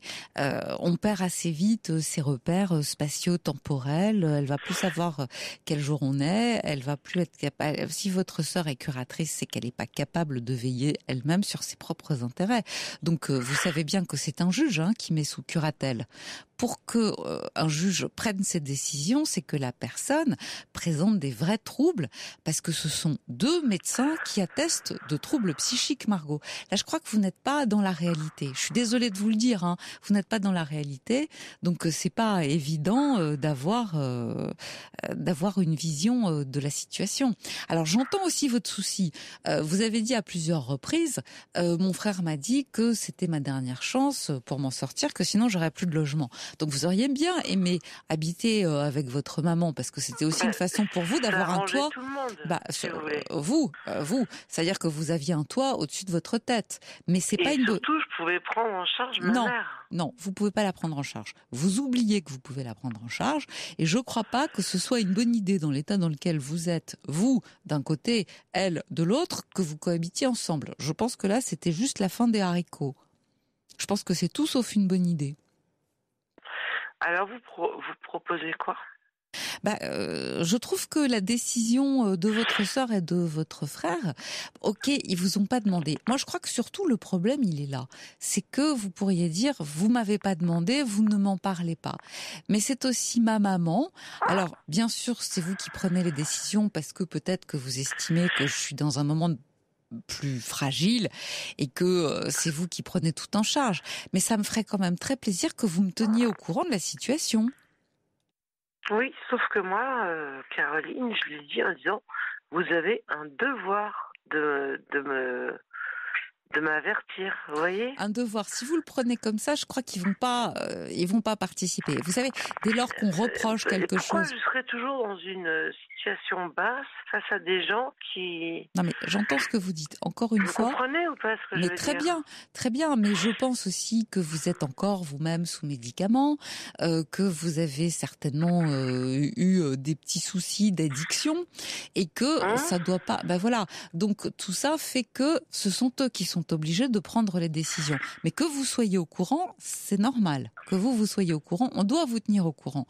Mais je suis pas sûre que dans votre état, qui est un état de fragilité, tout ça ne vous perturbe pas énormément et que vous soyez à même d'avoir, si vous voulez, j'ai envie de dire, les reins suffisamment solides pour prendre des décisions qui sont toujours douloureuses, Margot, toujours douloureuses. Vous comprenez, c'est pas simple. C'est douloureux pour eux. Ils l'ont certainement pas fait de gaieté de cœur. Elle est dans une résidence, c'est-à-dire que déjà elle est en sécurité. Ils peuvent dormir la nuit. Elle n'est pas dans une résidence, je répète, elle est dans un studio, oui, mais en résidence, le studio de ma grand-mère, où elle a juste 2 pièces et voilà, elle se perd, elle n'est pas dans une maison médicalisée. Non, mais ça, j'ai bien entendu. Mais ça va être... déjà, ils l'ont mis dans un endroit plus petit, de façon à ce qu'elle se retrouve plus vite. Et c'est pas idiot. C'est pas idiot, parce qu'elle va perdre ses repères. Donc là, ça va être plus simple. On peut pas la laisser dans un grand espace. C'est trop dangereux. C'est trop dangereux. Écoutez, Margot, le plus important, c'est d'abord de prendre soin de vous. Que vous puissiez prendre soin de vous, que vous retapiez, que vous allez mieux, que vous sortiez de ce qui vous a peut-être aussi englué jusqu'à présent. Mais vous pouvez dire à votre frère et à votre sœur, écoutez, moi, je vous demande pas d'intervenir, mais de pouvoir en tout cas me tenir au courant, parce que c'est aussi ma mère et que j'ai pas envie d'être écartée de sa vie. Ça me donne l'impression d'être aussi écartée de la vôtre, et moi, j'ai besoin du soutien de ma famille pour aller mieux. Je leur ai dit tout ça. Alors, si vous voulez, juste, on va prendre Yvonne en réaction. Yvonne qui a 73 ans. Bonsoir Yvonne. Oui, bonsoir Caroline. Alors, vous êtes, dites-vous, occupée de votre maman. Voilà. Et justement, je voulais dire à cette dame... Margot. Oui, parce que j'ai pris l'émission en cours de route. Oui, tout à fait. Margot. Bonjour. Bonjour. Margot, vous ne pouvez pas vous imaginer ce que c'est que de cette personne âgée qui perd un peu la tête. Moi, j'ai eu le cas donc avec ma maman. Je peux vous assurer, j'avais de l'aide dans la journée, mais tout le reste du temps, c'était moi. Et j'ai passé des nuits blanches, parce que ma mère se levait, elle confondait le jour avec la nuit. Voilà. Et puis, il faut être tout le temps à côté d'elle. Sinon, elle tombe, il faut la ramasser. Voilà. Enfin, vous ne pouvez pas vous imaginer c'est qu'une personne âgée. Et il n'y a que quelqu'un qui est passé par là, et je ne suis pas la seule certainement, qui peut vous dire ne croyez pas que vous allez pouvoir travailler et vous occuper de votre maman. C'est pas possible, c'est un ou l'autre. Hein. Oui. Non, je comprends bien.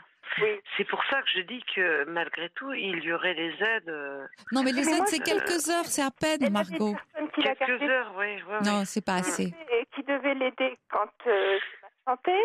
Et puis le week-end, vous êtes toute seule, on peut pas la laver, on peut pas la sortir du lit, il faut la nourrir, il faut aller faire ses courses. C'est très compliqué, Margot. Je pense que vous n'imaginez pas ce qui vous attend. Et c'est une bonne chose pour vous dans l'état dans lequel vous êtes. Qu'on vous ait prémuni de ça. Bon, moi, j'avais donc l'infirmière qui venait tous les jours. Elle venait pas tous les... Si, elle venait tous les jours lui faire la toilette. J'avais une personne qui la gardait lorsque moi je m'absentais. Mais après, c'était moi. Et je peux vous assurer qu'à un moment, vous arrivez à un moment donné, vous n'en pouvez plus. Et des fois, j'avais même peur parce que moi, je ne peux pas avoir été méchante avec ma mère, hein, pas du tout. Mais par moments, je lui disais, mais maman, arrête, je t'en supplie, je n'en peux plus. Et j'arrivais à dire à l'infirmière, est-ce que c'est de la maltraitance? Elle me disait, mais non, mais c'est normal, vous n'en pouvez plus. Mais je vous entends très bien, Yvonne. Et c'est vrai que ce sentiment de culpabilité, on l'a en se disant est-ce que je fais tout ce qu'il faut, etc. Mais à un moment donné, c'est le sacrifice total de soi. Et je crois pas que Margot soit en état. Je vais vous dire, hein, j'avais fait le vide autour de moi. Hein. C'était plus que ma mère. Bah oui. Alors là, je vous assure, c'était ma mère. Hein. Et puis je vous dis pas combien de fois j'ai dû appeler les pompiers parce qu'elle était tombée. Combien de fois j'ai dû appeler. J'appelais pas les pompiers la journée, j'appelais les voisins pour m'aider. Mais une vieille personne qui n'a plus tout à fait sa tête, mais c'est mais c'est pour ça qu'il faut des institutions spécialisées et qu'il faut pas présumer de ses forces. Moi j'ai pu le faire parce que je ne travaillais plus à ce moment-là. Hein. Mais autrement, ma mère aurait été placée. Hein. Pourtant, moi, j'ai un frère qui était là pour me seconder aussi, mais pas tous les 5 minutes. Hein. Alors, vous avez dû vous retrouver très seule. Comment ? Vous avez dû vous retrouver très seule. Ah oui, mais c'était très, très dur. Hein. Non, moi, je me souviens une nuit en particulier, entre toutes les autres, où je n'ai pas fermé l'œil de la nuit, parce qu'elle a cru que c'était le jour. Elle croyait que c'était le jour. Alors, elle ouvrait les volets. Je lui disais, maman, tu vois bien, c'est la nuit. Eh ben, j'étais presque obligée de la tenir. Et comment ça s'est terminé? Vous avez fini par la faire hospitaliser? Elle est décédée chez elle, à la maison, parce qu'elle est restée chez elle. Hein. Moi, j'étais avec elle. Mais, vous savez... Vous avez dû être très fatiguée. C'est épuisant. C'est épuisant et puis vous faites le vide autour de vous parce que vous ne pouvez plus inviter qui que ce soit, vous ne pouvez plus sortir ou alors vous avez tout le temps quelqu'un qui la garde quand vous voulez sortir. Hein. Mais là, ça coûte cher aussi. Hein. Alors, un petit message de la part d'Yvan qui dit « Je suis tout à fait d'accord avec Yvonne, je suis moi-même passée par là ». Donc, vous voyez, Margot, je pense que tous les témoignages de nos auditeurs vont dans ce sens. Et vraiment, Yvonne, je vous remercie, hein, parce que je crois que Margot ne se rend pas bien compte. Ça m'a vraiment interpellée. Bon, merci de votre intervention. Allez, au revoir. Merci à vous, très bonne soirée, au revoir. Non, mais moi, Caroline, ce que je souhaite, parce que maintenant que le bal est fait, au début, j'ai essayé de... Non, mais vous êtes dans la culpabilité, pourquoi on me laisse en dehors de tout ça? Non, c'est pas ça, c'est que maintenant, je me dis, elle peut absolument pas rester seule, donc il faut lui trouver une maison. Et donc, si je pouvais avoir des témoignages ou des gens qui sont passés par là, de maisons, d'institutions spécialisées, c'est ce que vous voulez dire. Vous avez les mouroirs et vous avez les maisons un peu plus... vous voyez ce que je veux dire. Tout à fait. Et moi, je dis à mon frère et ma sœur, l'appartement, on le vend et ça lui permettra de vivre parce que ma mère, c'était une femme très joyeuse, qui aimait rigoler, qui aimait avoir des copains, des copines... qui était dans la vie tout le temps. Vous voyez ce que je veux dire? Bien sûr. Lui adoucir ces années-là. De la voir toute seule devant sa télé, enfoncée dans son fauteuil, les yeux dans le vague, qui fait rien de la journée. Ouais, je sais, c'est très difficile et très pénible à voir. On n'aime pas voir vieillir les siens. Margot, écoutez, je vous souhaite beaucoup de courage. Il va vous en falloir de toute façon, mais d'abord et dans un premier temps, surtout, prenez soin de vous et rappelez-nous pour nous donner des nouvelles, d'accord? D'accord, Caroline. Au En revoir. tout cas, j'étais ravie de vous entendre, hein, parce À que bientôt. je vous entends régulièrement et je vous aime beaucoup. Merci beaucoup, à bientôt en tout cas. Merci, Au revoir. au revoir, bonne émission. Au revoir. Toutes vos confidences à Caroline Veil au 39 21. 50 centimes la minute, plus coût de l'appel.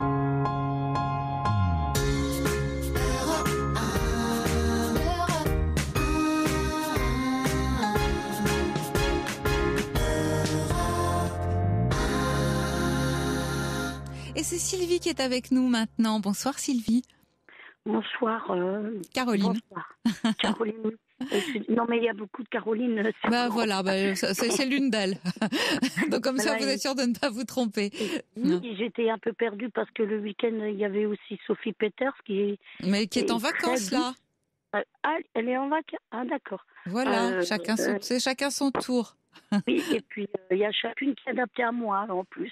Bon, alors qu'est-ce qui vous arrive à vous? Oui, j'ai le cœur qui galope comme un petit lapin devant un camion. Alors j'aimerais que c'est mignon. Mais je vais vous aider.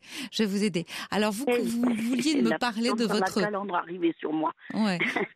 Donc vous aviez envie de nous parler de votre meilleure amie et vous connaissez toutes les deux depuis que vous avez 9 ans, c'est ça? Nous nous sommes rencontrés dans une église. Non. Si. C'est un signe. Bah oui. Alors qu'est-ce qui s'est passé dans cette église? Vous étiez à côté l'une de l'autre et puis vous écoutiez, vous vous ennuyiez, vous aviez envie de jouer? À 9 ans, on a envie de jouer. Non, c'était pas ça. C'était même la rencontre symbolise tout le long de nos 46 ans d'amitié. J'étais arrachée, j'étais arrachée au village où j'étais élevée par mes grands-parents. Oui. Et je suis montée chez ma mère dans un autre village où j'ai perdu un peu mes repères. Mais bon, comme je suis très communicative et que je souffre un peu de logorée, je parle à tout le monde facilement. Oui. Et j'ai été quand même impressionnée parce que dans ce village, les enfants se comportaient un peu différemment de ce que j'avais l'habitude de vivre. Nous faisions tous nos jeux ensemble. Quand il y avait un conflit, on nous avait appris à les régler vous-même de façon précise et pour passer à la suite. Voilà. Et j'arrive dans un village, où il y avait que des clans. Ça m'a impressionnée. J'étais toute petite et puis je devais faire ma communion, ma petite communion. Et donc je venais d'arriver. J'étais déracinée un peu. J'ai perdu mes autres amis d'enfance, de la petite enfance, et je n'avais pas encore eu le temps du tout d'avoir aucune amie dans le nouveau village. D'accord, mais donc, pourquoi disiez-vous que les habitudes étaient un peu différentes, les enfants? Parce que dans le hameau où je vivais, on était si peu nombreux que tout le monde était obligé de s'entendre. Et là, dans le nouveau, vous étiez plus? Et comme le village plus loin était beaucoup plus grand, alors il y avait beaucoup de clans entre les adultes, les enfants. Et je ne comprenais pas pourquoi des enfants qui avaient l'air de se promener main dans la main, d'être vraiment amis, et après étaient capables d'être offensés pour tellement longtemps. Alors, ça me choquait. Oui, mais j'ai l'impression que ça vous choque toujours, et pourtant, comme vous le dites, 46 ans se sont passés depuis. Oui, mais parce que pour moi, Caroline, l'amitié, je la place à égalité de priorité dans ma vie avec l'amour. On est bien d'accord, mais ce qu'ont fait ces enfants il y a 46 ans, vous êtes d'accord aujourd'hui que ça a beaucoup moins d'importance, non? Pardonnez-moi, mais pour moi, l'amitié, c'est énorme. Quand j'ai rencontré cette fille, dans les bancs de l'église, elle s'était retrouvée toute seule. Oui. Elle était isolée dans un banc. Elle a été exclue par les autres filles du village. Ah, d'accord. Et voilà. Pourquoi elle avait été exclue? Alors, à cause de ça, c'est complètement stupide. Mais dans le même village, elle ne supportait plus sa condition sociale par rapport aux autres enfants du village. Ah bon? Parce elle a grandi dans un corps de ferme et que les autres enfants l'humiliaient, la mettaient à part. il y avait des réflexions vraiment très très cruelles comme on peut avoir parce que les enfants ne font que répéter ce qu'ils entendent à la maison au dîner le soir. Bien sûr. Donc alors on va essayer. Attendez, on va essayer de recadrer un peu tout ça. Donc vous rencontrez votre meilleure amie dans une église et ça c'était il y a 46 ans. Mais j'imagine qu'il y a nous étions isolés tous les deux. Mais j'imagine qu'il y a quand même des choses qui se sont passées depuis, non, Sylvie? C'est-à-dire que après on a été dans la même école, puis le même collège, puis le même lycée, puis l'autre lycée. Nous avons tout partagé. Les sorties, à l'époque on allait en discothèque, les garçons. Enfin, vous avez aussi partagé les garçons. Ça s'appelle une amie alors. Pardon, non, je veux dire non, on n'a pas partagé les garçons du tout. Je veux dire on a nous tombions amoureuses au même moment de garçons différents. Voilà, tout simplement. Et donc, non, on allait surtout pour la musique, pour s'éclater. C'était à l'époque du disco. Bon, voilà. Un temps que les jeunes de moins de 20 ans maintenant ne peuvent pas connaître. Voilà. Ouais. Et donc, on faisait tout ensemble. Tout.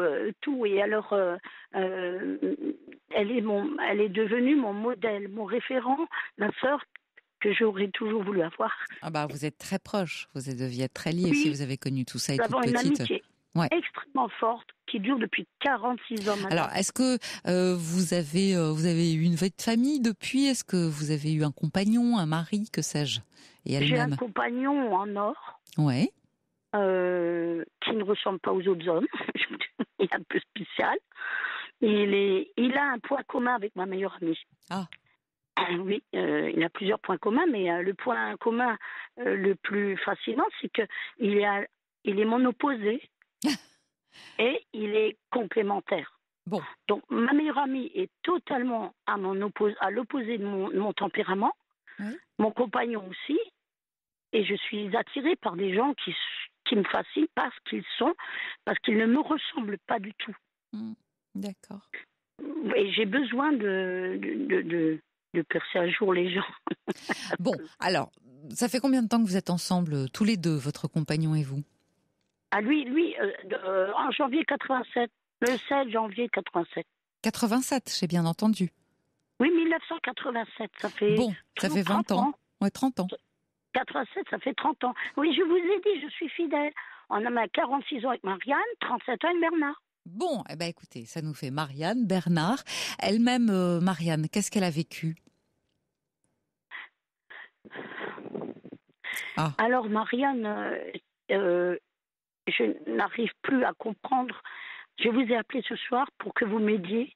Oui. Parce que j'ai essayé, j'ai utilisé tous les moyens et je suis à bout de ressources, je ne sais plus comment faire. Parce que Marianne était mon référent, mon modèle. Oui. Un phare dans mon existence. Qu'est-ce qu'elle faisait? Elle travaillait, elle avait des...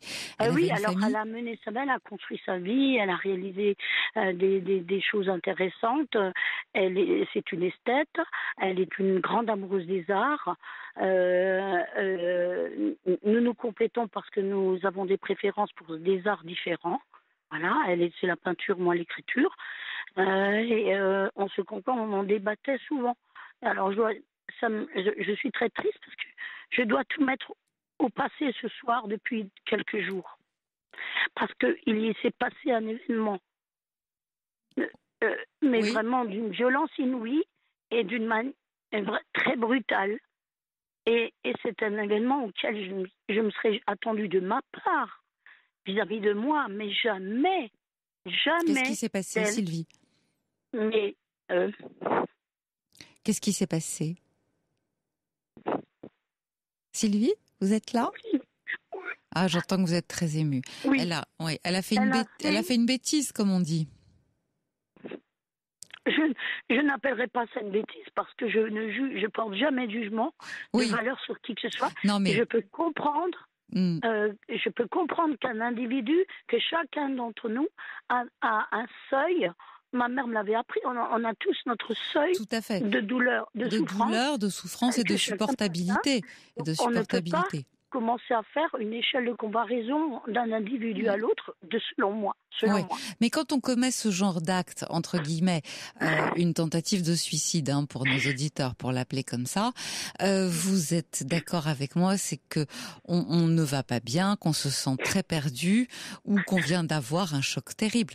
Donc j'imagine que peut-être elle n'était pas bien depuis un certain moment et qu'elle essayait peut-être de sauver la mise et de faire en sorte que ses amis, les gens proches, ne souffrent pas de tout ça.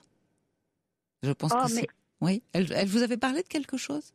Non, c'est vous qui venez de dire quelque chose qui correspond totalement à la définition de mon amie. Ouais, elle a essayé de vous préserver. Elle a toujours eu horreur du scandale. Elle déteste se faire remarquer. Elle est totalement introvertie. C'est un mystère.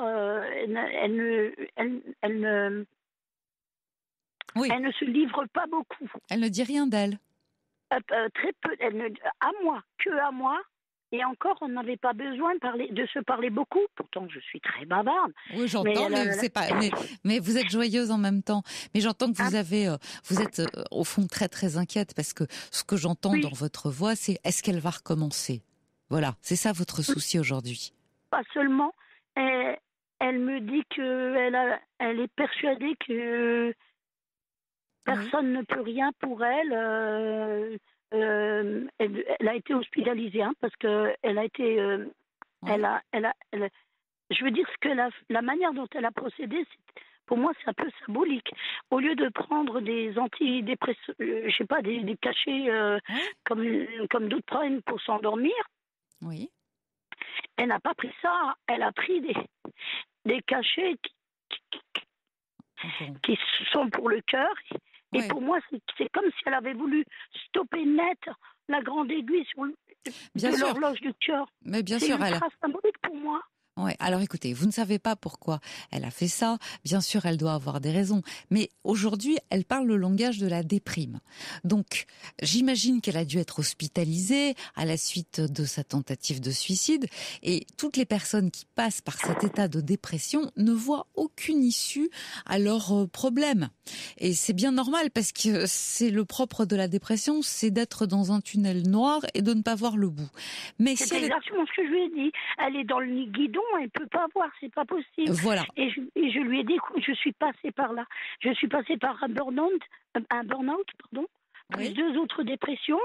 Et comme je me suis toujours souvenue des mots importants que ma mère m'a laissés en héritage, je me suis raccrochée à tout ce que je pouvais pour maintenir la tête hors de l'eau et parce que je me disais c'est pas possible, ça peut que être passager, c'est une pulsion, c'est une impulsion et comme toute pulsion, par exemple, c'est complètement stupide, mais moi je parle toujours imagé, moi. Vous passez dans une ville. Vous voyez une vitrine remplie d'éclairs au café, de religieuses, de tartelettes aux fraises, vous ne savez plus du tout quoi choisir comme porte. Et vous vous dites, ah non, c'est pas bon pour ma santé, il faut que je passe ça, il faut absolument que je passe, il ne faut pas que je cède. Oui, bien sûr.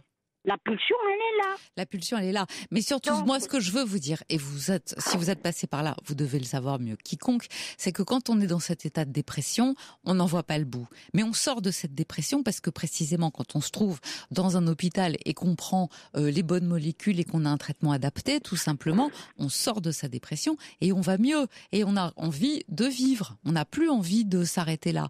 Elle, ce qu'elle a fait, c'est vraiment un acte désespéré parce qu'elle allait pas bien du tout. Alors j'entends bien votre question. Qu'est-ce que je dois faire maintenant avec elle ? Mais j'ai utilisé toutes les méthodes possibles. J'ai parlé de Caroline Leblanc, j'ai parlé de l'émission, on voulait ramener la petite radio à l'hôpital pour qu'elle écoute tous les soirs, il faut que ça l'aide. C'est bien ça, c'est une bonne idée. Mais je vais vous dire, dans son état, elle va trouver qu'il y a beaucoup de malheureux aussi. Mais... alors j'ai envoyé des citations de Khalil Gibran, qui est mon auteur préféré, mon livre de chevet. Bravo. Je lui ai cité des toutes petites très courtes phrases où elle n'a pas besoin de réfléchir longtemps. Il suffit juste d'être là en disant quoi qu'il arrive, je suis là pour toi. Vous n'avez rien d'autre à faire. Être là. Je lui envoie tous les jours plusieurs textos et je l'appelle pour lui dire qu'elle sait depuis 46 ans, je suis toujours là. Elle a été là pour moi. Elle a été là quand j'étais au fond, et je suis là. En disant, je suis là, je pense à toi. Par rapport à moi, elle n'y croit pas. Oui, non, mais elle va y croire. Donnez-lui un peu de temps. Donnez-lui un peu de temps, le temps que le traitement agisse. C'est tout. C'est tout. Mais, on a besoin d'un peu de temps. Je voudrais vous demander quelque chose. Vous voyez, par exemple, quand elle est à l'hôpital, elle me dit ça va pas, c'est trop long. De toute façon, ici, on a tout le temps de penser à nos problèmes. Je préfère encore rentrer chez moi, même si je suis pas bien là-bas. Bon, alors j'ai dit c'est une bonne nouvelle. Tu veux rentrer chez toi, c'est déjà un bon signe. Et à d'autres moments, elle dit le contraire. Elle dit non, je veux pas rentrer chez moi. Non, mais pour l'instant, c'est trop tôt. Pardon de vous poser cette question, mais ça fait combien de temps qu'elle est dans cet hôpital? Alors c'est ça qui nous a choqués tous, c'est que quand je regarde je garde tous les textos qu'on m'envoie. Je n'efface rien. Bon, ça fait combien de temps, Sylvie? Alors, du coup, quand je remonte dans la messagerie, je regarde jusque quand c'était super bien. Elle pratiquait son tai chi dans le jardin sous l'œil de son chat, comme elle a dit. Sylvie, ça fait combien de temps qu'elle est dans l'hôpital? Mon petit lotus d'or, comme je l'appelle. Alors, j'ai dit, mais c'est formidable. Petit à petit, je vois au long des textos qu'il y a une chute vertigineuse. Il y a une chute vertigineuse. Au début, ça commence par être des textos. Quand Sylvie, vous n'entendez pas ce que je vous dis. Quand? Donnez-moi la date. Entre octobre et décembre, il y a eu une légère baisse de morale. Voilà. Mais quand est-ce depuis combien de temps est-elle dans cet hôpital? Ah non, là, c'est juste après sa TS, c'est le 31 mars. Voilà, donc on est le 1er avril. Mais c'est normal qu'elle soit pas bien. Il faut au moins 2 mois pour commencer d'aller mieux, à partir du moment où on rentre dans cet hôpital. Vous comprenez? Mais elle ne croit en aucune psychothérapie. Mais c'est pas grave. Pour l'instant, c'est même trop tôt. On commence jamais une psychothérapie quand on est en état de crise. C'est dans 2-3 mois, on verra. Pour l'instant, on laisse juste le traitement médicamenteux agir. Elle est en de bonnes mains, elle est circonscrite et ça va aller mieux. Vous comprenez ce que je veux dire? Et vous, ce que je voudrais, c'est que vous soyez là. Vous lui dites, c'est pas un souci, je comprends. Ça arrive, tu es passé par un moment terrible, tu vas t'en sortir, je suis là, quand tu sors, je t'attends et en attendant, je viens te voir. C'est tout ce que vous avez à faire, rien d'autre. Tout ce que je vous avais dit là, je lui ai dit, sauf quand je lui ai dit que elle ne veut pas croire que... Elle ne croira pas parce que pour l'instant, le traitement n'a pas agi. C'est ce que j'essaye de vous dire. On n'a pas encore assez de temps entre le moment où elle a commencé. Aujourd'hui, on est le 15 avril, ça fait 15 jours. Elle ne peut pas aller mieux aujourd'hui. Il va nous falloir encore au moins 1 mois et demi. 1 mois et demi de traitement, d'accord? Dans 1 mois et demi seulement, vous me rappelez et vous me dites, ça y est, mon amie va mieux et ça y est, elle a compris qu'elle va aller mieux. Je voudrais poser une autre question alors pour me rassurer. Oui. Si une personne si par exemple d'autres personnes, surtout quelqu'un qui est proche comme moi, écoutez, vous savez qu'il y a certaines personnes, alors encore plus comme elles vont pas débloquer, décrocher un mot dans le cadre. C'est pas grave, Sylvie. L'important, je répète, c'est que vous soyez là et qu'elle vous sente près d'elle. Ce que vous lui dites, c'est pas très important en réalité. Ce qui importe, c'est votre présence. C'est votre présence, que vous lui preniez la main, c'est même un contact physique, et que vous lui disiez, je suis là, je comprends, on attend ensemble. Voilà. Elle le sait que je la juge pas. Eh bien, ça suffit. Ça suffit. On n'a pas besoin de plus. Il y a une chose qui m'inquiète. Il faut que je vous demande, Caroline, comment je dois me comporter par rapport à son mari, parce qu'il y a un gros souci de ce côté-là et de sa fille. Parce que quand elle fait une promenade dans la nature, le temps de la promenade, elle le dit encore. Ah ben oui, je vais me sentir bien le temps de ma promenade. Mais de toute façon, je sais déjà que quand je reviendrai chez moi à la maison, tout recommencera, ça ira mal. Non, mais ça, je répète, Sylvie, vous n'entendez pas ce que je vous dis. Elle parle le langage de quelqu'un pour qui le traitement n'a pas encore agi. Voilà. Okay. Dans 1 mois et demi, c'est différent. C'est différent. Alors écoutez bien ce que je vous dis. Aujourd'hui, elle est triste et elle ne vous tiendra pas un langage gai avant 1 mois et demi. Pendant 1 mois et demi, elle va vous dire, je ne m'en sortirai pas, c'est pas ça, c'est pas ci, c'est... Voilà. Et dans 1 mois et demi, progressivement, vous allez noter l'amélioration. Mais aujourd'hui, ce qu'elle vous dit, c'est normal que ça vous inquiète et ça peut pas être bien. Ça ne peut pas. Ça fait seulement 15 jours. Donc ça peut pas être joyeux et ça peut pas être gai. Laissez les médicaments agir, laissez les médecins travailler et après, dans 1 mois et demi, vous pourrez juger de son amélioration. Peut-être qu'il faudra 1 mois de plus. D'accord ? Mais Caroline, une dernière question, excusez-moi, je vous dérange plus après. Je veux dire, je vous savais, la pratique de la maïeutique avec elle, ça sera pas possible. Mais je veux dire, vous pouvez mettre toute la chimie du monde, ça va être un pansement sur une jambe de bois quelque part. Ça aidera à un moment. Non, je suis pas du tout d'accord. Du mal. Non, pas je suis la pas. Racine. Je suis pas d'accord avec vous. Quand on va très mal, dans un premier temps, les médicaments, c'est pas du tout un pansement sur une jambe de bois. C'est un vrai moyen de retrouver ses facultés et de pouvoir recommencer à penser. C'est pas du tout un pansement. Voilà. Force physique aussi. Mais seulement si moi, par exemple, pas que moi, mais surtout moi, je sais qui est la source qui a créé ça. Parce que pardonnez-moi, mais une dépression, ce n'est qu'un symptôme. Mais moi, je sais le facteur déclenchant, le détonateur de toute cette histoire. Je sais ce qu'il a fait. Qu'est-ce qu'il a fait ? Ah bah voilà, c'est maintenant que vous me l'avez dit. Alors qu'est-ce qu'il a fait basculer ? Mais oui, qu'est-ce qu'il a fait basculer ? Des années de comportement de quoi ? De son compagnon, de son mari. Ouais. Et en plus, maintenant vient se greffer là-dessus sa fille qui est une véritable carapace, qui lui fait une guerre des nerfs, une guerre d'usure, qui refuse de lui parler, qui pratique l'évitement. Écoutez, j'entends tout ce que vous dites, Sylvie, et je pense et vos mots. Je veux pas qu'elle souffre. Écoutez, Sylvie, j'entends vos mots et surtout j'entends que vous avez réellement réfléchi à la question. Alors écoutez-moi, si vous avez réfléchi, elle en est capable aussi, d'accord ? Et dans un premier temps, la dépression, sachez-le, c'est toujours, comme vous dites, c'est pas un symptôme exactement, mais c'est l'occasion, toujours, de se poser les bonnes questions et de remettre de l'ordre dans sa vie. Moi, je sens ça plutôt comme une opportunité. Voilà, il y a un moment où ça bloque, où on n'en peut plus. Eh bien, on s'arrête. On commet quelquefois, on fait une bêtise, mais la dépression, ça sert à ça. Elle a fait une grosse bêtise. Dans peu de temps, elle va prendre conscience de ce qui est réellement passé, de ce qui s'est réellement passé. Et c'est peut-être aussi ce qui va lui permettre de pouvoir aller mieux, parce qu'elle va orienter autrement ses choix. Peut-être qu'elle va trouver le courage de parler à son compagnon, de prendre les décisions qui s'imposent. Peut-être qu'elle va trouver enfin la bonne attitude vis-à-vis de sa fille, qui peut-être doit lui manger son air. Moi, je reçois aussi des SMS que je voudrais vous lire. Attention de ne pas être trop présente pour votre amie, même si c'est plein de bons sentiments, même si ça vous rassure. C'est à elle de se relever, sinon elle va sentir votre angoisse et ça va pas l'aider. Mais bon courage. Bon courage à vous et surtout bon rétablissement à elle. Et puis un autre qui dit attention, quand on n'est pas bien, on a besoin de légèreté et surtout pas des problèmes un peu lourds qui peuvent être évoqués lors de la libre antenne, car ça peut être un peu, c'est vrai, angoissant pour quelqu'un qui n'est pas en état. Donc il faut la laisser se soigner tranquillement. Vous comprenez ce que je veux dire ?